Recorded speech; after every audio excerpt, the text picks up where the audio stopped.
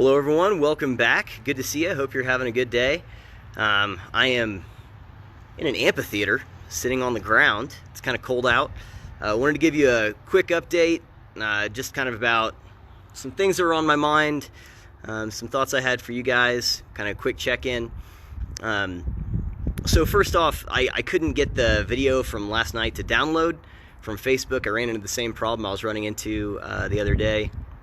And so I'm just going to have to bite the bullet and get a laptop and a webcam. I don't want to, but I guess I'm going to have to. That's fine. It is what it is. But yeah, so I don't know when my next one of these is going to be, but I'm probably here in maybe Sunday or a few days after that. But I'm not sure how many videos I'm going to make if I can't upload them to YouTube and Spotify and stuff, because it's pretty frustrating. But I did have some thoughts I wanted to share with you, kind of just about this the controversy of calling it the Chinese virus versus the Wuhan or coronavirus or COVID-19 or whatever. Yeah, and then just kind of the power of negativity in all of this. So yeah, I had to get out and go for a run. I was feeling pretty frustrated at not being able to download the video, and like, man, I'm just trying to set up a freaking workspace in the bathroom, and I can't even get anything done there. And so I went for a run, and even though it's cold and it's snowing, it actually felt pretty good to go out there. My hands are pretty cold. I before I do any live stream, I usually kind of do a run through and kind of talk about what I want to say. And I did that. My hands are now fully numb. So my guess is this is going to be a lot shorter than the run through I did earlier, because my legs are definitely shaking and my butt is numb too, to sitting on this freaking cold asphalt.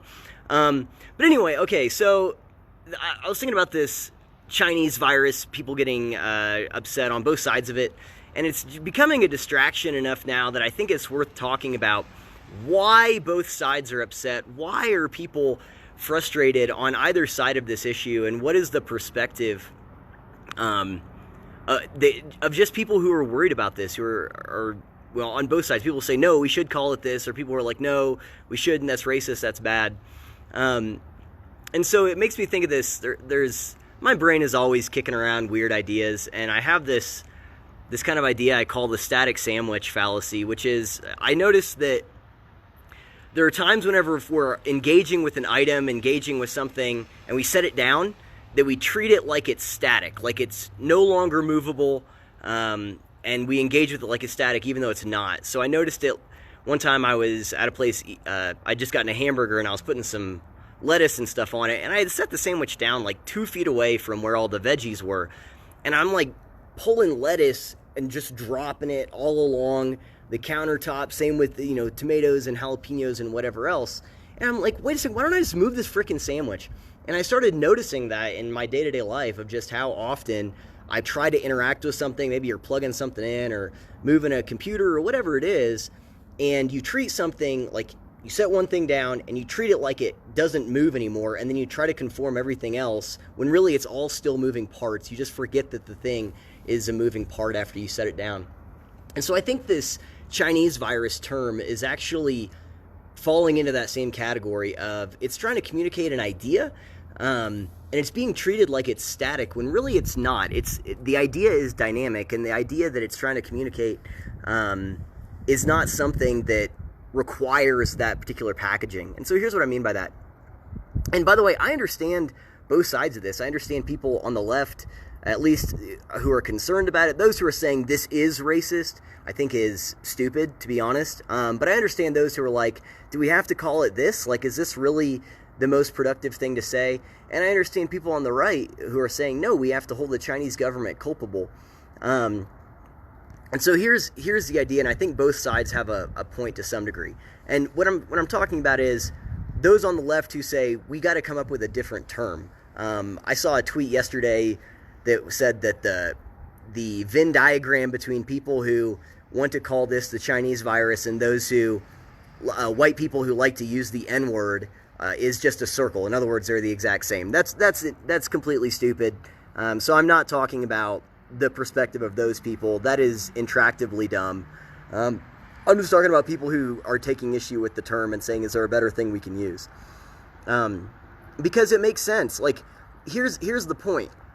If I were to tell you if I were to just mention Bill Cosby, I wouldn't need to say Bill Cosby the rapist. I wouldn't need to say Harvey Weinstein the evil rapist SOB. I wouldn't need to say Jeffrey Epstein didn't kill himself, or Jeffrey Epstein the pedophile, or Jeffrey Dahmer the murderer. Like, you would make the mental connection between those people and the horrific acts that they committed. You would draw that connection on your own.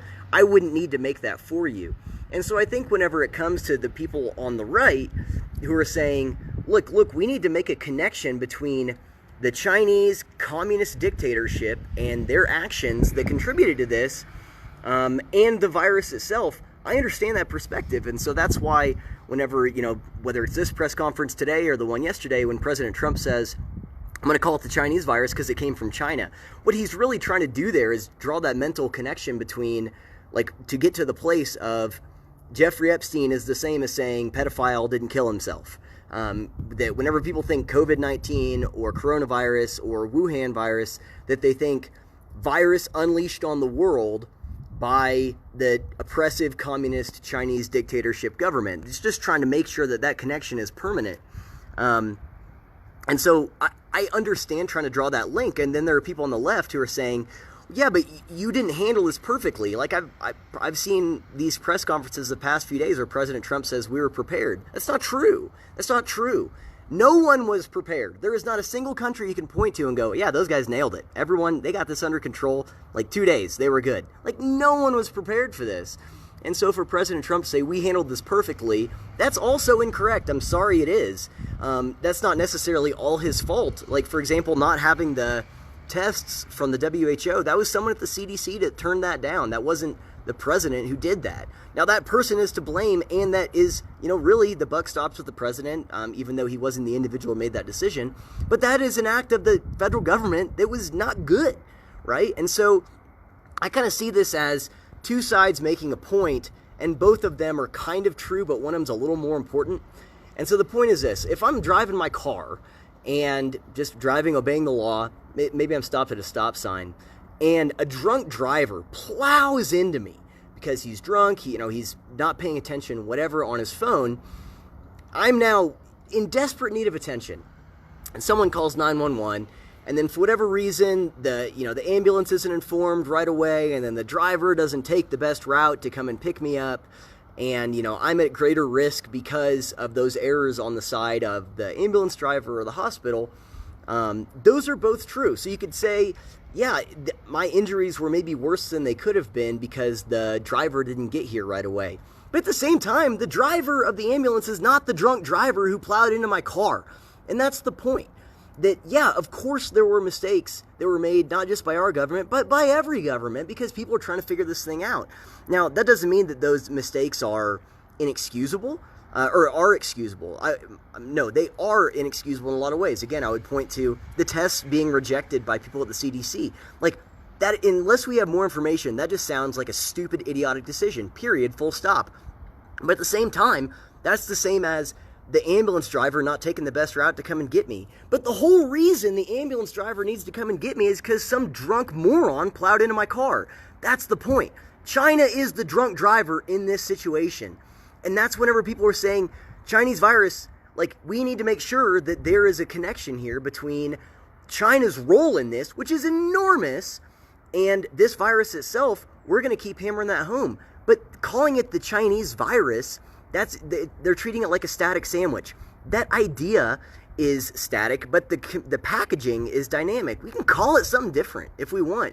And that's what I would say is, if you're on the left and you're saying, I don't like this term, and we come up with a different term, then whenever you hear someone saying Chinese virus, don't say, no, that's racist. There are people saying that, and again, that's stupid. But instead, if you're on the left and you hear someone say that, then say, okay, what are you trying to communicate? Why do you want to call it that? Can we call it something different?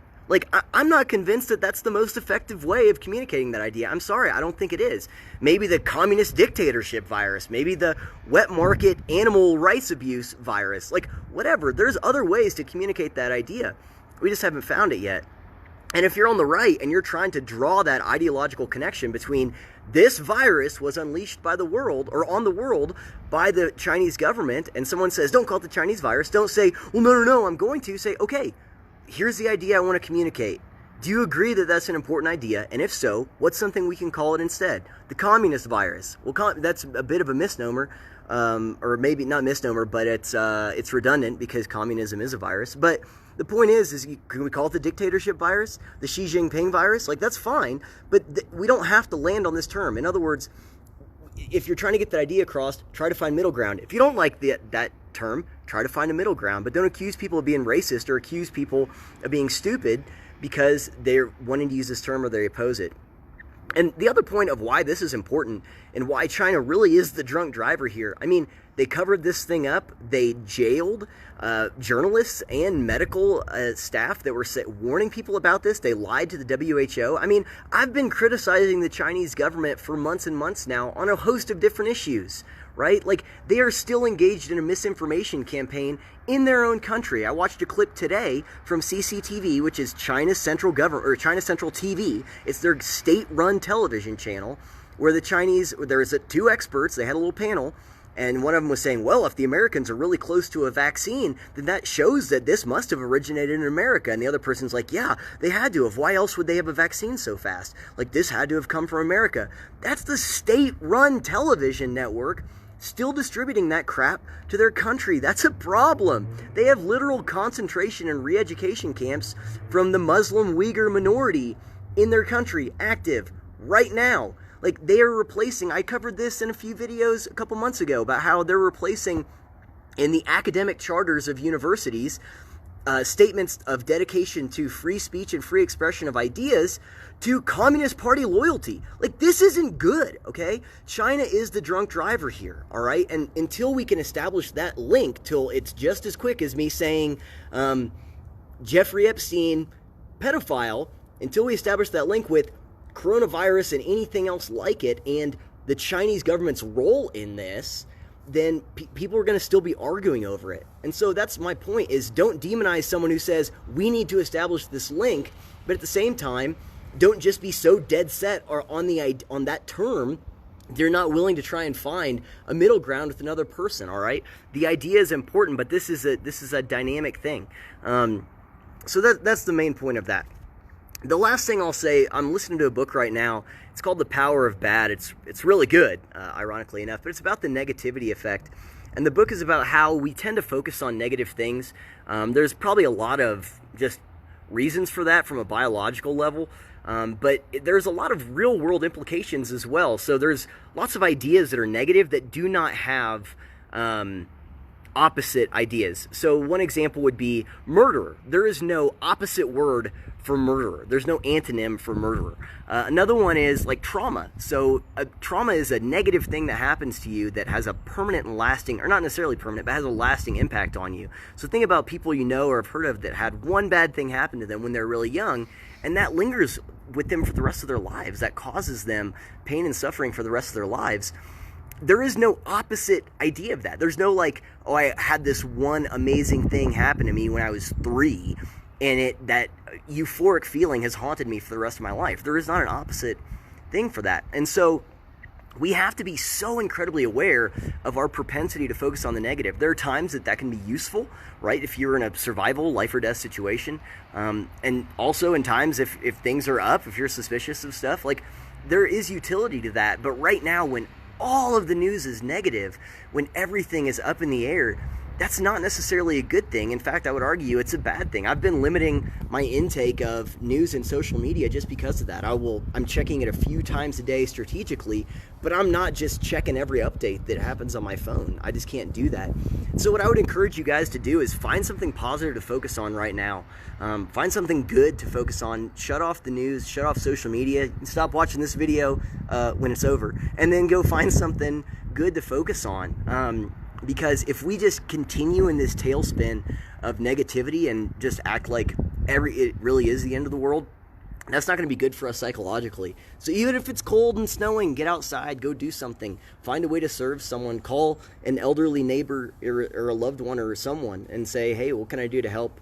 Try to disengage from the negative emotions and negative ideas right now. I know we're in an era of uncertainty, but if you can't do anything other than just sit and stew, then find something good to do instead of just sitting and marinating in all the negative crap.